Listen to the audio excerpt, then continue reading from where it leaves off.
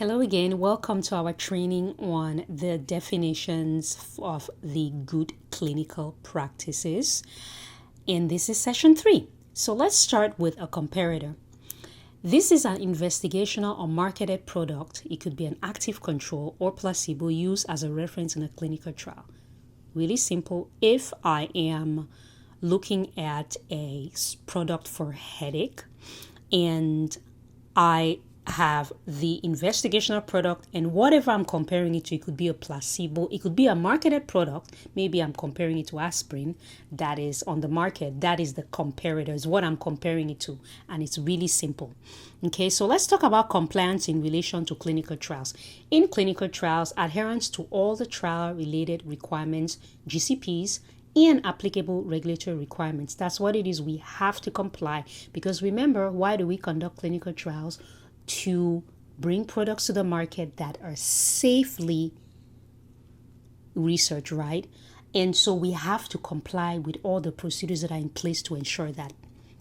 So confidentiality in clinical trials is prevention of disclosure to other than authorized individuals of a sponsor's proprietary information or of a subject's identity. Just know that everything that is related to a clinical trial is confidential. You can't discuss it with anybody. It's the details or subjects. It is all confidential, and this is something that is highly enforced in this industry because, again, patients are at the center of what we do in clinical trials. And in addition to that, these are products that eventually have to come to the market. So we have to ensure that there's confidentiality, and we absolutely have to respect that. Okay, so a contract is a written, dated, and signed agreement between two or more involved parties that sets out any arrangements on the delegation and distribution of tasks and obligations, and, if appropriate, on financial matters. The protocol may serve as a basis of a contract. Okay, in clinical trials, we have contracts. So you will have contracts between the investigator and the sponsor company. You have a contract between the investigator and a regulatory body. In the United States, we have the 1572, which is a contract that binds the investigator to ensure that they're going to conduct the trials according to GCPs and regulatory requirements. And then there are so many other contracts, but these are enforceable and they have to be adhered to in clinical trials. And when it says the protocol may serve as a basis of a contract, typically that's what happens. The protocol is written so that we can conduct a clinical trial, and then from that we now create different types of agreements that ensure that they carry that protocol through and that the trial is actually conducted with according to regulatory laws and requirements. Coordinating committee. So a sponsor may organize a committee that conducts a multi-center trial. So multi-center trial just means that it's, in a clinical research study, we can have sites across various countries, various centers, and that's typically how it works. And so in addition to the project team that is assigned to deliver this project, to manage it, and to get all that data and submit to the regulatory bodies, they might have a committee that is there. It could be a committee assigned to just one country. It could be a committee assigned to different countries, right? And it typically will help with additional parameters for managing this multi-center trial. A coordinating investigator is slightly different. So an investigator assigned the responsibility for the coordination of investigators at different centers participating in a multi-center trial. So you have the coordinating committee that is assigned by a sponsor pharma company that can help with logistics of several sites per country in a clinical trial. But then within that, you have, in many cases, there are facilities that have satellite sites, and we call them satellite sites because there are additional sites that this one facility might have. And it might just be that you have one principal investigator and he owns additional facilities that can participate in a clinical trial. He owns them. Or in other cases, it's a partnership with other hospitalists and clinicians in that area. But either ways, to help with the management of the project and to really ensure that things are standardized and being implemented, he might choose to be the principal investigator who coordinates all the activities at the other side. So there are meetings to assess what is going on. If there's an issue at one side, then it's managed in such a way that it doesn't spread to the other facilities. So that's a coordinating principal investigator. A CRO, or contract research organization, is a person or an organization contracted by the sponsor to perform one or more of the sponsor's trial-related duties and functions. So sponsors do conduct clinical trials, but in some cases, they assigned it to a clinical research organization.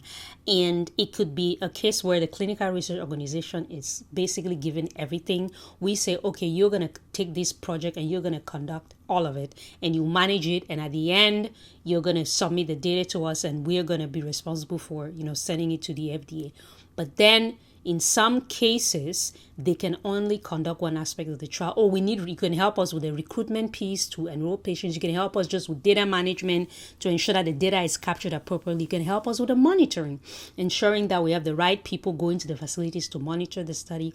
Or you can help us just with the laboratory piece of things. So in that case, those are CROs. Direct access is permission to examine, analyze, verify, and reproduce any record and report that are important to the evaluation of a clinical trial. So if people have direct access, means that they have access to do that. Now, any party, it could be domestic or foreign, and it could be the sponsors, monitors, it could be auditors, it could be regulatory authorities with direct access, should take all reasonable precautions within the constraints of the applicable regulatory requirements to maintain the confidentiality of subjects' identities and subjects' proprietary information, right? So I have direct access to examine, I can analyze, I can verify, I can reproduce records, I can write reports, but I have to maintain confidentiality. But in addition to that, the types of records that I'm reproducing are not new records, right? I'm reproducing based on what is actually being collected. And this is what I mean.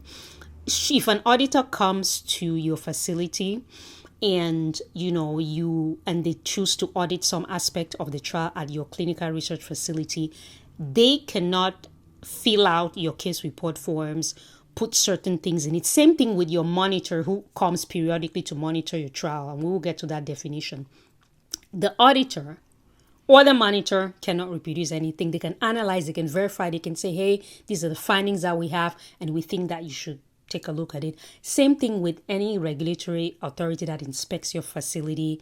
They analyze, they verify, they reproduce records with you. So by reproducing records, whether it's making photocopies or whatever it is, right, there is a certain way that it has to be done, and it has to be done in a confidential way. So if you are the clinical research facility, be aware that even the sponsor who's conducting the clinical trial, they have to adhere to ICH GCPs. They have to adhere to confidentiality even in that, because that's how we ensure that the data has integrity, okay?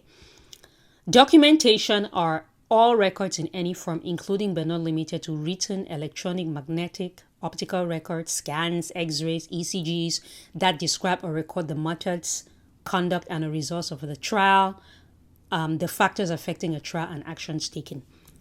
Self-explanatory, you can read it. Documentation is anything that comes from a clinical trial. But what you might not know is that the type of documentation, the means of documentation is also very important. At a clinical research facility, if you record, you do maybe take a patient's weight and you perform that procedure, and you're like, oh, okay, I'm running, and you can't find a piece of paper, and you record it on toilet paper, whatever, write it on a wall. That is documentation. That is extremely important. So it might look at documentation like all these high level things, magnetic, optical records and all of that stuff. But just remember that every documentation in a clinical trial is extremely important, and the means by which you document it is also important, okay? There's nothing trivial in documentation in clinical trials. Essential documents are the documents that individually and collectively permit evaluation of the conduct of a study and the quality of the data produced.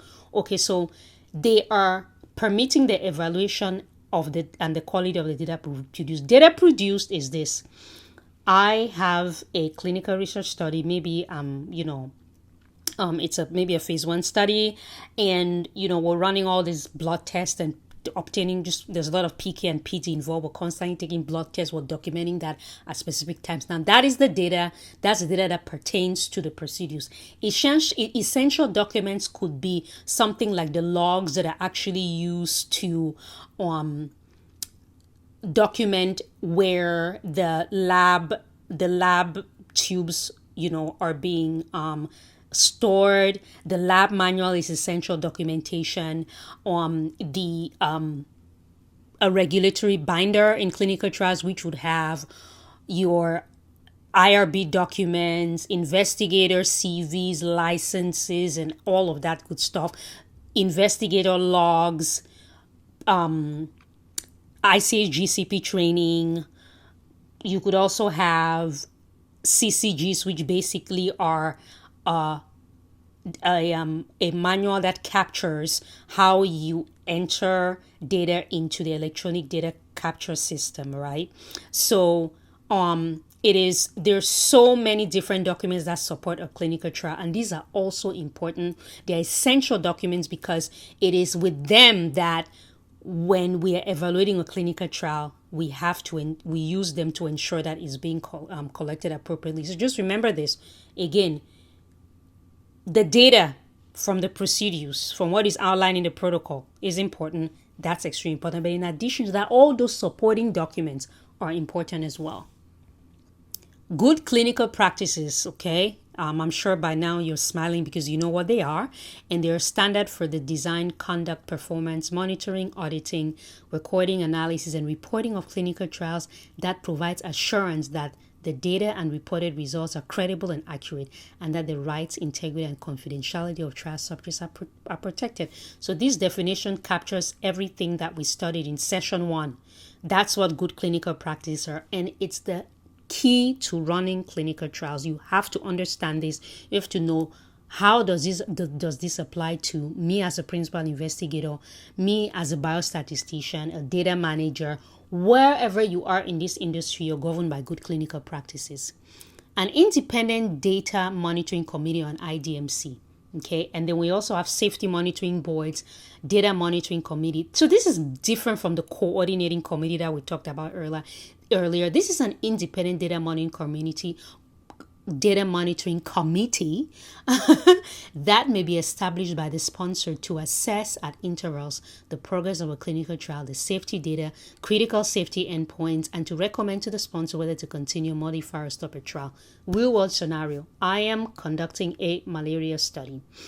There might be a committee, and let's say maybe it's a phase 2 study, and in phase 1 we noticed that there were certain safety issues that were coming. Maybe the patients that kept developing these rashes, and it wasn't too bad, but now we're in the second phase and we have more subjects, so we are likely to have an IDMC monitor some of the adverse events that are coming out from this malaria study. And there are typically meetings, and those are meetings that I usually coordinate. So the meetings usually occur every 2 months, sometimes every quarter, or in other cases they basically occur once a month. And so we have to keep submitting information to them. So there is a meeting, we sit, they would analyze a subset of the data. They look at maybe certain patients that have maybe developed that rash, and they think, is everything looking okay? Should we proceed? And are there any changes that should be made? And then they will make their recommendation, right, to us, the sponsor, and then we keep going. So that's what an IDMC does. There are also safety monitoring boards, they're data monitoring committees. So they're just an added oversight, and they're typically made up of specialists, clinicians and people who actually are part of that therapeutic area. So like in the malaria study, a lot of infectious disease clinicians will be on there, right? And who can actually make an informed decision on, should we continue on? Is there an issue, or should we stop the clinical trial? So that's what an IDMC is. Let's talk about an impartial witness, a person who is independent of the trial, who cannot be unfairly influenced by people involved with the trial, who attends the informed consent process if the subject or the subject's lawyers, and that's the legally acceptable representative, cannot read, and who reads the informed consent and other written information supplied to the subject.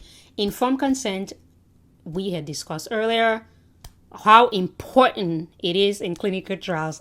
I mean, that's the center of everything, right? I mean, a patient can only participate if they understand what they're getting involved in, and that's where the informed consent comes in. And I talked about different types of informed consents. So this is this is in a case where a patient cannot read, right? And so, or they're legally acceptable representative, and we call them a LARs, a LAR here, and they cannot read. So now we have to have an impartial witness who is independent of the trial. They're not related to anybody. They're there to read it to them and to ensure that the patient understands the clinical trial. So let's say that you have a patient on a clinical research site somewhere in Nairobi. It's a malaria study, and you have this patient who cannot read, and they don't have a legally appointed representative or acceptable representative, right? You need to have an impartial witness. You're going to have to bring in somebody who's independent, who can actually read that informed consent to them in whatever language, explain things to them, and then any other information that will determine their judgment to participate in the clinical trial. So that's what an impartial witness is.